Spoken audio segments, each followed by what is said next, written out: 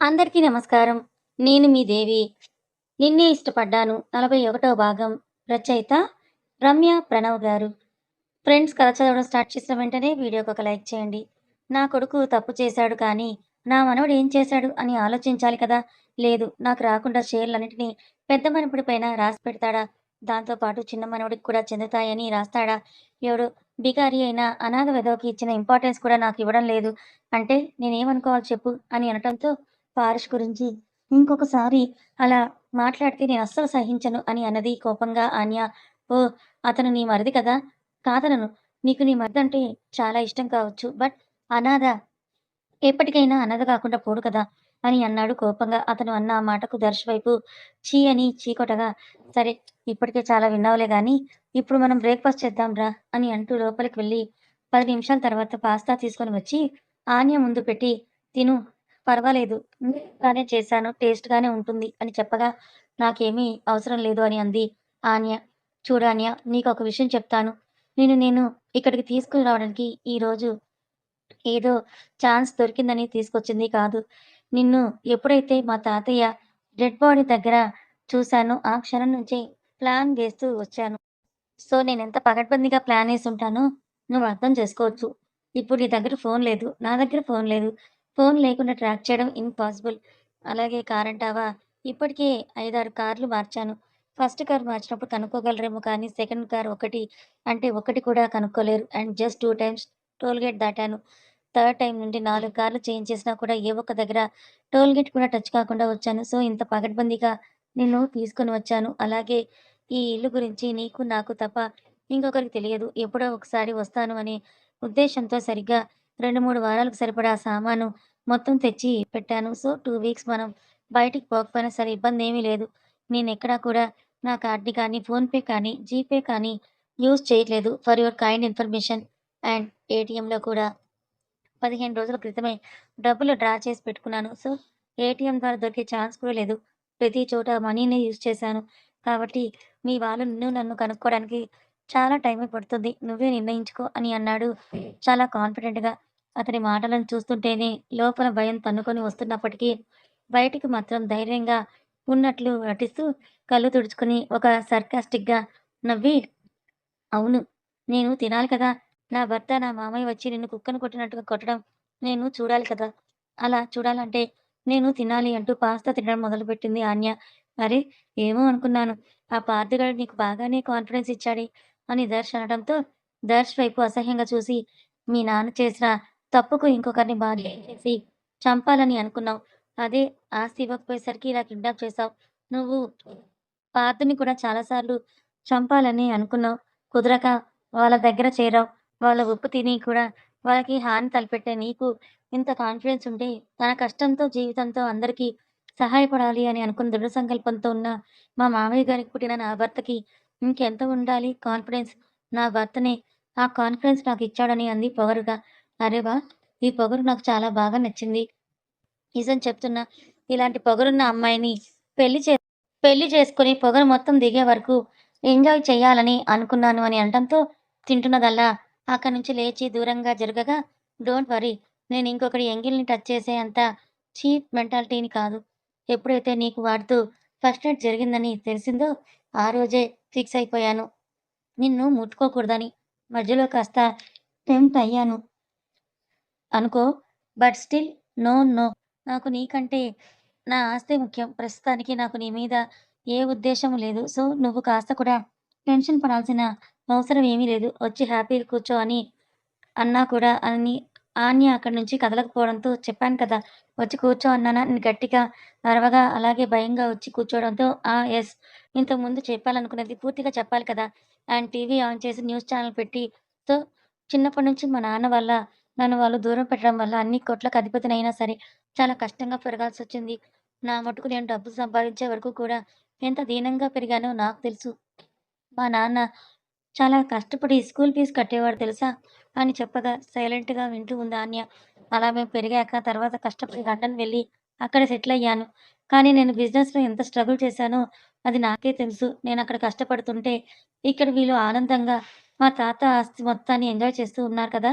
So, వీళ్ళ పైన పగ పెంచుకున్నాను. వీళ్ళకంటే ముందు ఆస్తిని వీళ్ళకి ఇచ్చిన మా తాతని లేపాలనుకున్నాను కానీ ముసలోడు బ్రతికిపోయాడు. ఆ తర్వాత పార్థుని చంపాలనుకున్నాను. వాడు లండన్ నుంచి తిరిగి వచ్చాక 2, 3 సార్లు నేను మర్డర్ అటెంప్ట్ కూడా చేయించాను. కానీ పార్థ్ ఎస్కేప్ అయ్యాడు. అంతే కాకుండా ఆ తర్వాత ఎక్కడికో వెళ్ళాడు. వాడు ఎక్కడికి వెళ్ళాడో తెలియక మనుషుల్ని పెట్టి మొత్తం ఇండియా అంతా కూడా వెతికించాను. కానీ వాడు తెలివిగలవాడు. ఎక్కడా దొరకలేదు. ఇండియాలోనే కాకుండా ప్రపంచంలో ఉన్న ప్రతి సాఫ్ట్‌వేర్ కంపెనీలో వాడి పేరు పైన ఫోటోతో జల్లెడ వేపించాను. బట్ ఎక్కడ వాడు ఎంప్లాయీగా ఉన్నట్లుగానే జాడే దొరకలేదు నాకు అని చెప్పాడు. అప్పుడే రఘునందన్ గారు తనతో చెప్తూ, "నా కొడుకు టాలెంట్ వల్ల ఎక్కడ ఉన్నా వాడు పైకొస్తాడు. అందుకే వాడిని చదువు యూజ్ చేయకూడదని నేను కండిషన్ పెట్టానని" చెప్పిన మాట గుర్తుకు రావడంతో, "మీరు నిజంగా చాలా గ్రేట్ మావయ్య" అని మనసులో అనుకుంది ఆన్య.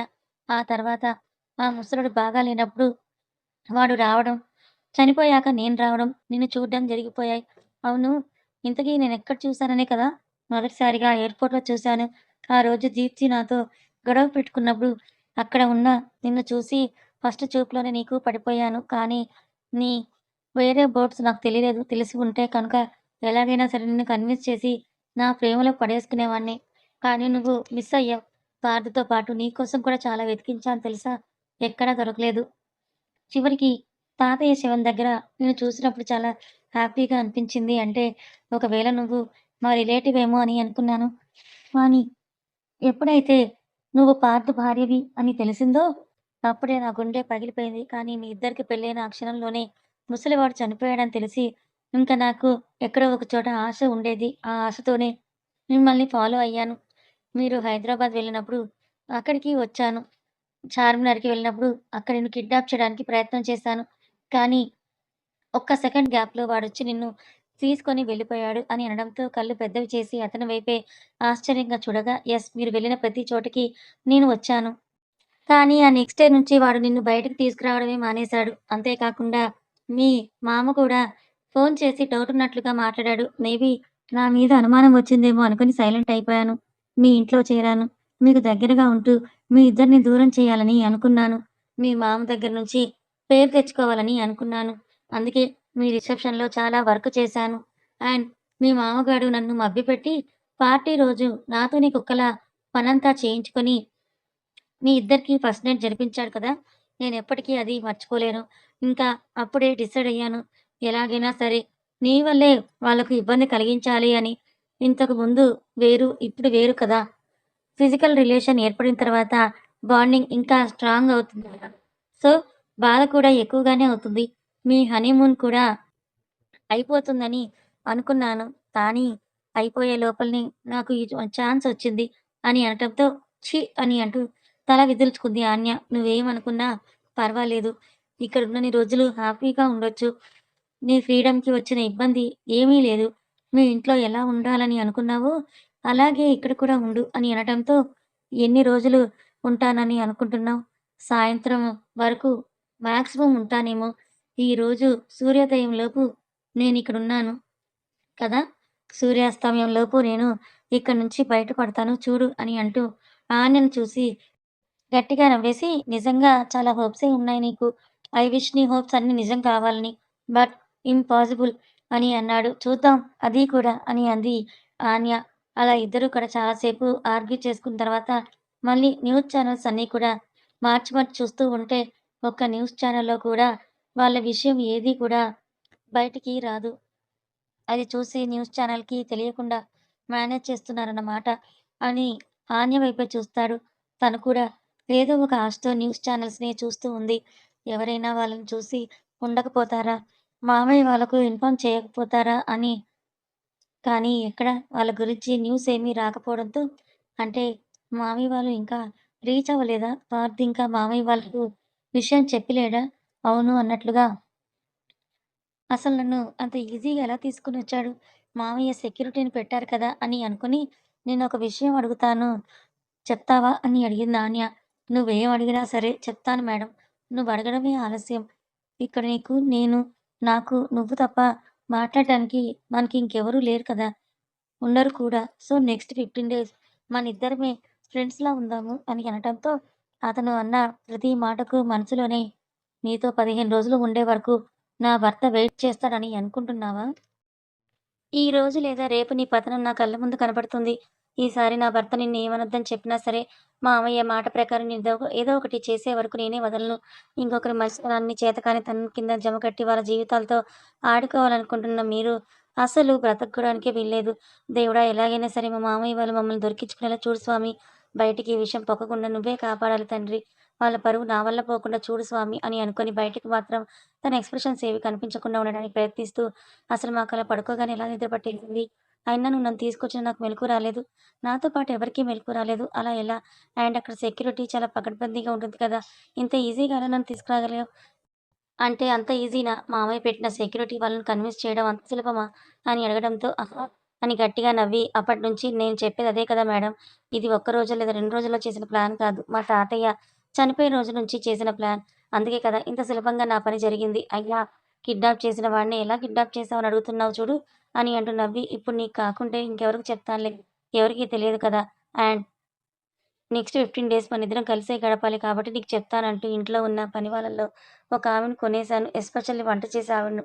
సో, ఆమె మీకు చేసే వంటలో నేనిచ్చిన మందుని నిన్న నైట్ కలిపేసింది. అలాగే బయట ఉన్న బాడీగార్డ్స్‌లో ఒకడికి డబ్బిచ్చాను. వాడు మిగిలిన అందరిని మేనేజ్ చేశాడని చెప్పగా, అదంతా సులభమా? చాలా ఈజీగా కొనేయొచ్చా వాళ్ళను? అని అడిగింది. బాబోయ్! సులభమా అని అడుగుతున్నావా? అసలు కాదు. ఇప్పుడు నువ్వనుకుంటున్నట్టు అంత ఈజీయే కాదు.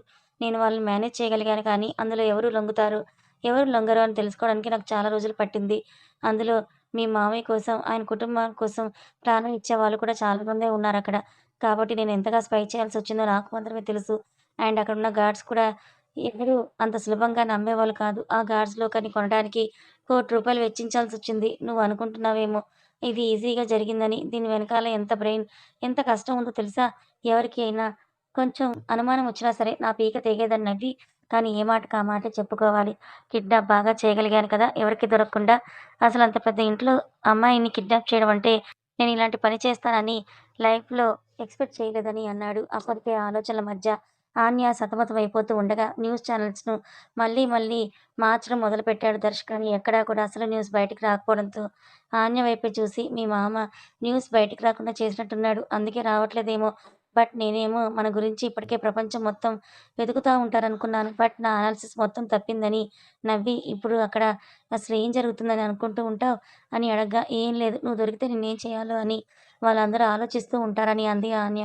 నీకు బాగానే ఆశలున్నాయి కానీ, ఓకే లెట్ మీ గెస్. అక్కడ ఏం జరుగుతుందో ఒకసారి గెస్ చేస్తాను. నువ్వు వింటూ ఎంజాయ్ చెయి. అఫ్‌కోర్స్ నీకిది కాస్త పెయిన్‌ఫుల్‌గా ఉంటుంది. బట్ తప్పదు. ఫస్ట్ మీ ఆయనకు మెలుకువ రాగానే లేచి చూసేసరికి నువ్వు పక్కన ఉండవు. బయటకు వెళ్ళావేమో అని అనుకుంటాడు. సో, వాడు ఫ్రెష్ అప్ అయి బయటకొచ్చి చూసేసరికి నువ్వక్కడ కనిపించవు. పైగా ఎక్కడ వాళ్ళు అక్కడ పడిపోయి ఉండడంతో తనకి భయం మొదలవుతుంది. బయటకు కూడా వచ్చి చూసేసరికి అక్కడ ఉన్న గార్డ్స్ అందరూ పడిపోయి ఉండడంతో ఏదో జరిగిందనే భయం తనలో మొదలై ఇంటి మొత్తం ఆన్య, ఆన్య అంటూ అరుస్తూ పరిగెడతాడు. కానీ నువ్వెక్కడ కనిపించవు. ఆ తర్వాత తన తమ్ముడు గదిలోకి వెళ్లి చూడగా వాడు కూడా పడిపోయి ఉండడంతో వాడిని లేపి నీ గురించి చెప్పగా వాడు కూడా అన్నతో పాటు కలిసి టెన్షన్‌గా వెతుకుతూ ఉంటాడు. ఇంకా ఎక్కడ నువ్వు కనిపించకపోయేసరికి మీ ఆయన తెలివిపరుడు కదా! సీసీటీవీ ఫుటేజ్ చెక్ చేస్తాడు అనుకోని సీసీటీవీ ఫుటేజ్ గదిలోకి వెళ్లి చూసేసరికి నువ్వు, నేను కనిపించుంటాం. నీకింకో విషయం చెప్పడం మర్చిపోయాను. నిన్న రాత్రికొచ్చేటప్పుడు మీ ఆయనకు బాయ్ కూడా చెప్పాను. నీ తరపున కూడా నేను చెప్పేశాను. నువ్వేం ఫీల్ అవ్వకన్నాడు. అప్పటికే ఆన్య కళ్ళలో నీళ్ళు తిరుగుతూనే ఉన్నాయి. తన భర్త పెయిన్ తలుచుకొని ఇదిగో నువ్విలా ఏడిస్తే ఫ్లో పోతుందని అనటంతో అక్కడి నుంచి ఆన్య వెళ్ళిపోవాలని చూడగా, నువ్విక్కడి నుంచి వెళ్తే మీ ఆయన చచ్చినంతొట్టే అని అన్నాడు. దానికి వెళ్ళేదల్లా ఆగిపోయి అక్కడే కూర్చుంది. మీ తెలుగు వాళ్ళకి ఎమోషన్స్ బాగా ఉంటాయని విన్నాను. ఇప్పుడు కనిపిస్తోంది. సరే కంటిన్యూ చేస్తాను చూడు. నిన్నలా చూడగానే మీ ఆయనకి ఎక్కడలేని బాధ తట్టుకొని వచ్చేస్తుంది. నా పైన విపరీతమైన కోపం, పగ, ద్వేషం అన్నీ ఒకదాని తర్వాత మరొకటి కలిసి రాగా, నన్ను చంపాలి అన్నంత కోపంతో రగిలిపోతూ ఉంటాడు. మరి మీ మరిదేమో అన్నయ్య ఫస్ట్ నాన్నకు ఫోన్ చేసి విషయం చెప్దామని అంటాడు. దాంతో మీ వారు తండ్రికి ఫోన్ చేసి, నాన్న వాడు నా భార్యను ఎత్తుకుపోయాడని ఏడుస్తూ ఉంటాడు అంటూ పార్థ్ ఎలా ఏడుస్తాడో నటిస్తూ చెప్తాడు. అది చూసిన ఆన్యకు కళ్ళ నుండి ఆనకట్ట తెరిచినట్టుగా నీళ్లు రాలుతూనే ఉండగా, వినడం కూడా ఇష్టం లేనట్టుగా గట్టిగా చెవులు మూసుకుంది. సో, మీ మామకు తెలియగానే మీ మామ ఆకామేఘాల మీద తన జెట్ ప్లేన్‌లో బయలుదేరి ఉంటాడు. బయలుదేరక ముందే తనకు తెలిసిన మొత్తం పోలీస్ డిపార్ట్‌మెంట్ అంతటికి ఈ న్యూస్‌ని చేరవేసి తనొచ్చేసరికి అందరూ తన మ్యాన్షన్‌లో ఉండేలా చేసుంటాడు. నా లెక్క ప్రకారం మీ మామ వచ్చేసరికి 1 అవుతుంది. వచ్చాక మన గురించి సెర్చింగ్ మొదలవుతుంది.